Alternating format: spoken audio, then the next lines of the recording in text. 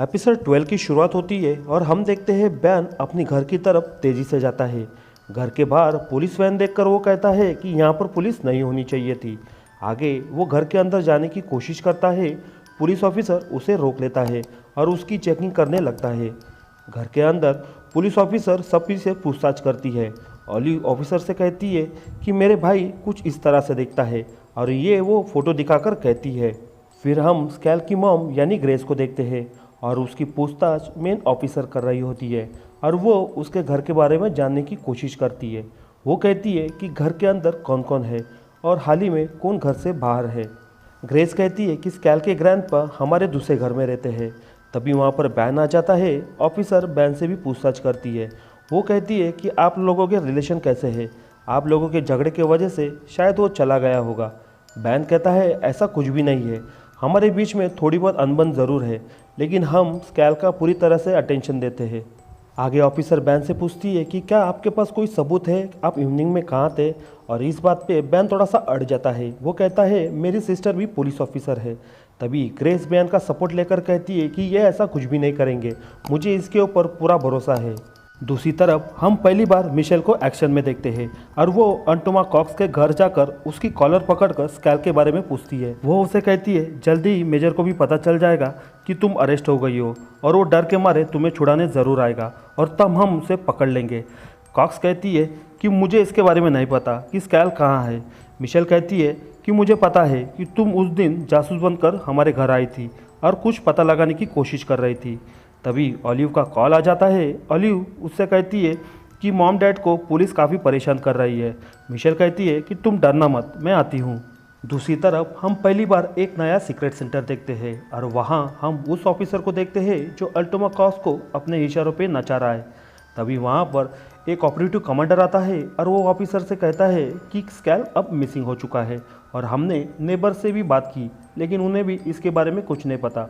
Officer उसे कहता है कि तुम कोशिश करते रहो स्कैल को ढूंढने की और साथ ही तुम स्टोन फैमिली के ऊपर भी नज़र रखना। और इतना कहकर वो वहाँ से चला जाता है। आगे हम मिशेल को देखते हैं जो कि अब घर पहुँच चुकी है। फिर हमें पता चलता है कि उसने अल्टोमा कॉस को अरेस्ट कर अपने साथ रखा होता है। घर के अंदर बैन ग्रेस को दूसरे रूम में लेकर जाता है और उससे कहता है कि तुम्हें पुलिस को कॉल नहीं करना चाहिए था। ग्रेस कहती है कि मेरा बेटा लापता है। बैन उसे समझाते हुए कहता है देखो ये बहुत बड़ी चेन है और इससे उन लोगों को हमारे हर एक स्टेप के बारे में पता चल सकता है। तभी वहाँ पर मिशेल आ जाती है और वो बैन से कहती है कि मैंने अल्टोमा कॉक्स को अरेस्ट कर लिया है, अब वो कहीं पर भी भाग नहीं सकती। हर रोज़ की तरह ग्रेस कुछ ना समझकर बैन से आर्ग्यू करती है। बैन उसे समझाते हुए कहता है कि देखो ये एक सीक्रेट केस है, बेसिकली ये फ़्लाइट 828 के पैसेंजर के प्रॉब्लम सॉल्व करने में लगी है। ग्रेस कहती है कि इसमें मेरा बेटा कहाँ है और वो इसमें क्यों शामिल है। मिशेल कहती है तुम्हारा बेटा ही हम सभी पैसेंजरों में मेन है। और बैन इसे आसान शब्दों में ग्रेस को समझाते हुए कहता है, वो कहता है कि स्कैल को जो स्ट्रॉन्ग विजन आते हैं वो हम सभी से अलग है। तभी ग्रेस गुस्से में कहती है कि मैं मेरे बेटे के लिए कुछ भी कर सकती हूँ। तो फिर से एक बार बैन उसे समझाते हुए कहता है मेजर को अभी तक ये नहीं पता कि स्कैल ड्राइंग निकालता है। और ये समझाने के लिए बैन स्कैल के बैग में से ड्राइंग बुक निकालता है और वो ग्रेस को दिखाता है और वो ये कहने की कोशिश करता है कि देखो स्कैल को हमसे पहले पता चल जाता था कि क्या क्या होने वाला है। और ये समझाने के लिए वो हर एक पेज को पलट पलट कर ग्रेस को दिखाता है। बैन आगे कहता है कि स्कैल ने इस सभी पेंटिंग को बिना देखे बनाई है। और ये कहते कहते हम उस पेंटिंग को देखते हैं जो स्कैल ने हाल ही में बनाई होती है। और उस पेंटिंग को देखकर तीनों काफ़ी चौंक जाते हैं क्योंकि वो पेंटिंग में और कोई नहीं मिशेल, बैन और ग्रेस होते हैं और वो एग्जैक्ट उसी पोजीशन में खड़े होते हैं जिस पोजीशन में वो पेंटिंग पहले से ही ड्रॉ की होती है।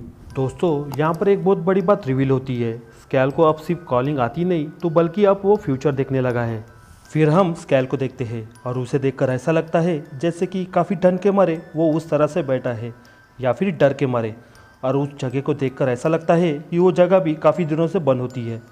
ग्रेस कहती है कि ऐसा कैसे हो सकता है कि बुक में जो ड्राइंग निकाली है बिल्कुल वैसा ही हुआ हो। मिशेल बैन को आगे के ड्राइंग देखने कहती है और उसमें किसी इंसान की परछाई दिख रही होती है। वो लोग अंदाज़ा लगाने की कोशिश करते हैं, हो सकता है ये मेजर की परछाई हो। आगे वो नेक्स्ट पेज ओपन करते हैं लेकिन एक पेज फटा होता है। मिशेल कहती है अल्टोमा कॉक्स ने स्कैल के हाथ में ये बुक देखी थी और उसी ने ये पेज फाड़ा है।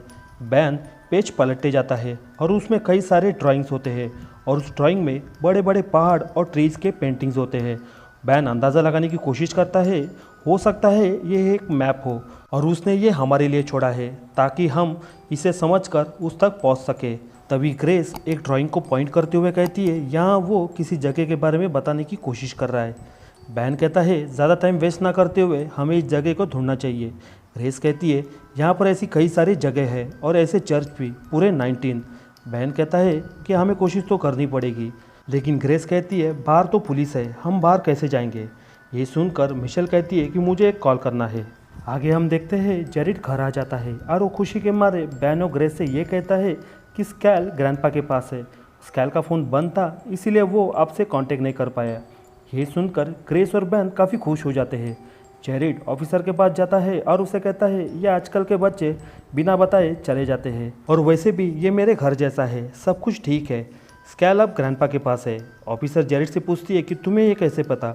जेरिड कहता है कि उन्होंने मुझे कॉल किया था और साथ ही फ़ोटो भी मुझे सेंड की है। जेरिड आगे कहता है वो अब सो चुका है, नहीं तो आपकी उससे ज़रूर बात करवाता।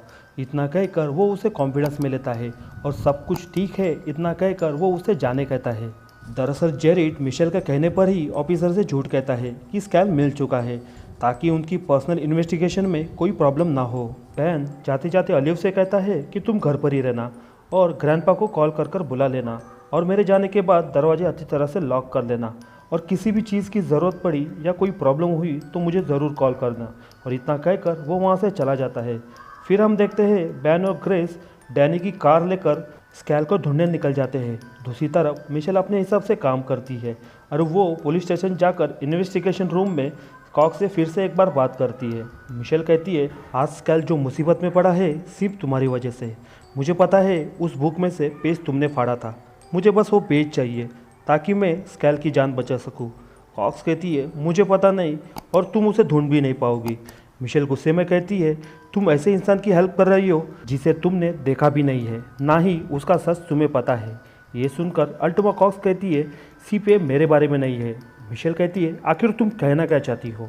आगे हम फिर से एक बार रिसर्च सेंटर देखते हैं।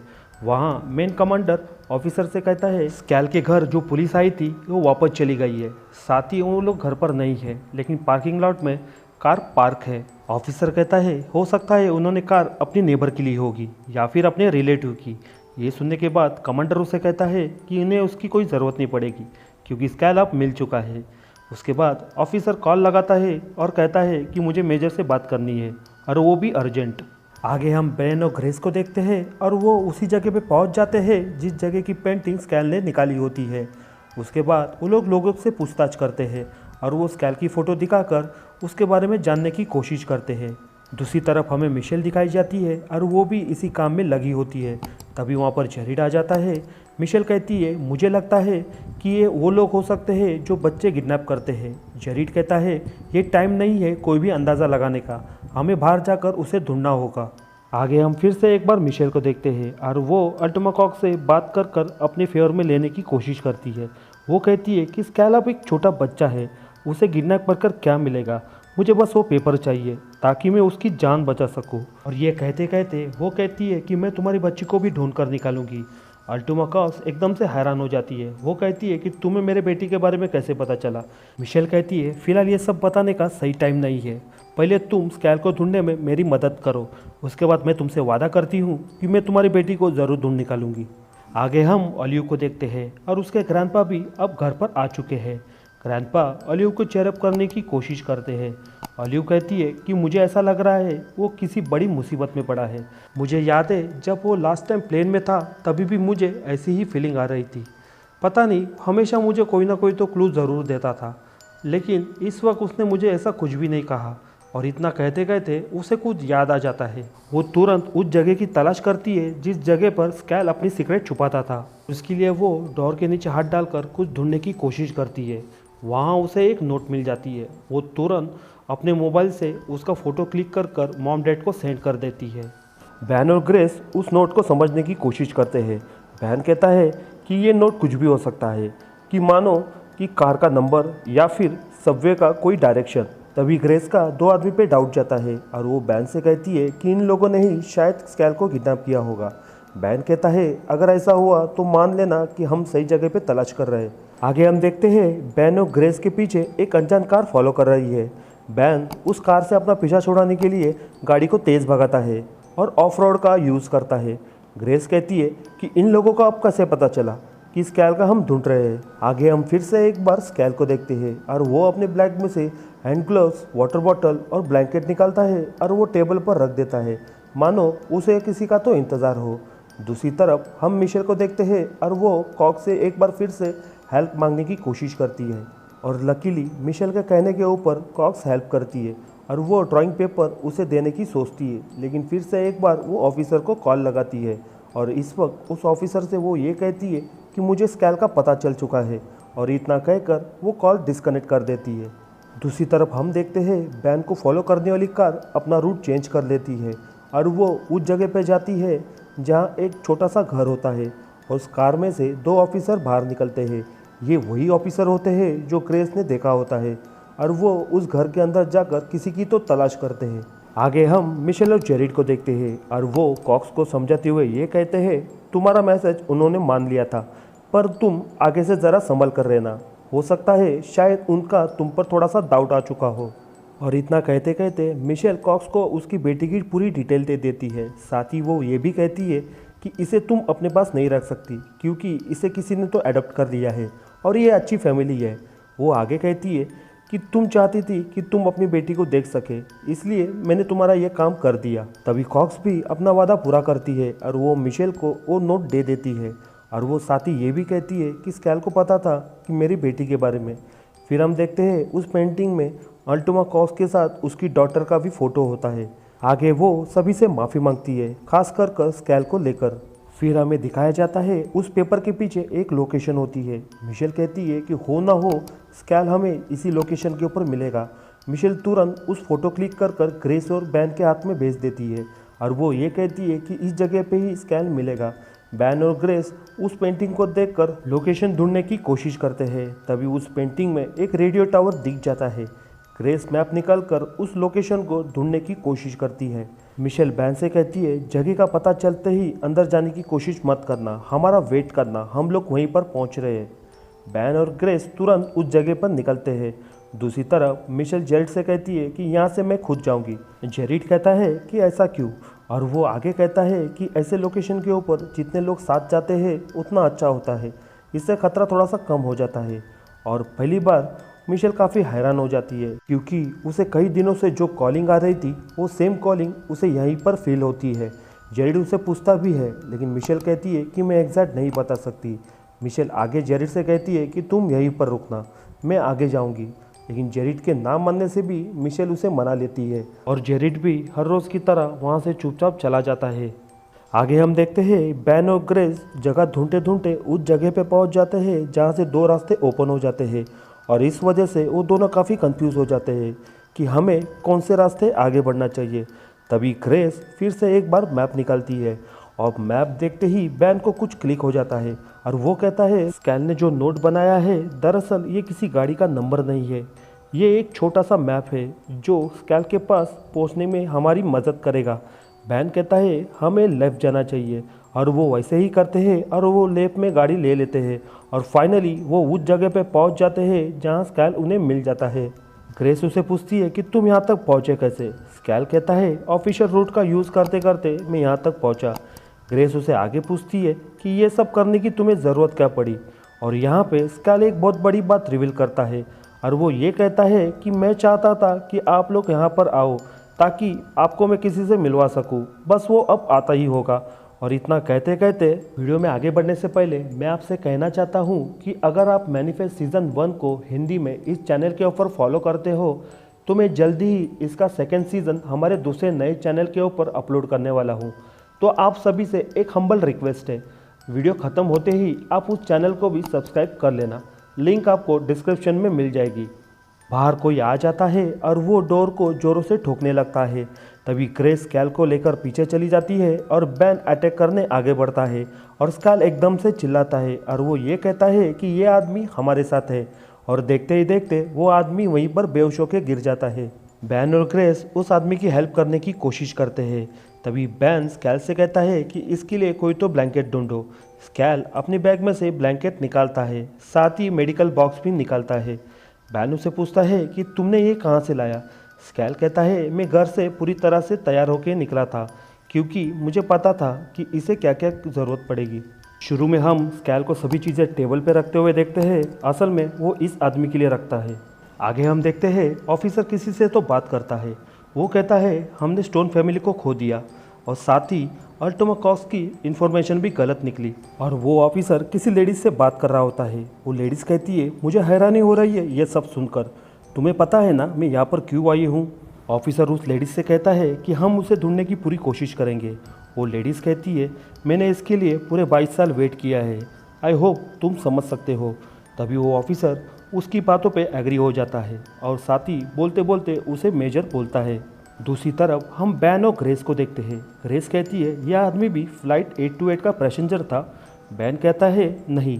वो आगे कहता है हर कोई मैनिफेस्ट नहीं होता, यानी कि साफ साफ देखने वाला, लेकिन हर एक चीज़ एक दूसरे से कनेक्टेड है, ऐसे स्कैल ने भी कहा था और स्कैल को भी ये सब दिखाई दे रहा था। ग्रेस कहती है मैं ये सब सुनकर काफ़ी कंफ्यूज हूँ। बैन्स कहता है कि हाँ मैं समझ सकता हूँ। ग्रेस आगे कहती है कि अब क्या करना है। बैन कहता है इंतज़ार, इसके होश में आने का। तभी वहाँ पर मिशेल आ जाती है और वो उस आदमी का जैकेट देखती है और जैकेट देखकर उसे याद आ जाता है कॉलिंग में जो मैंने हाथ और जैकेट देखा था वो यही था। आगे बैन मिशेल से मेजर के बारे में पूछता है। वो कहती है हम उसके ऊपर नज़र रख रहे हैं, जल्दी ही हमें उसका पता चलेगा।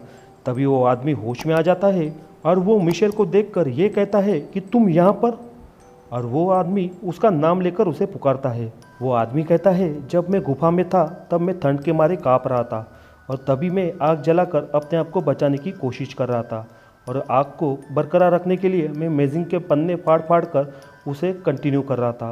तभी उस मैगज़ीन के आखिरी पेज के ऊपर मैंने तुम्हारा फ़ोटो देखा। और ये सब कहते कहते वो मैगज़ीन का फ़ोटो दिखाता है और उसमें मिशेल की फ़ोटो होती है।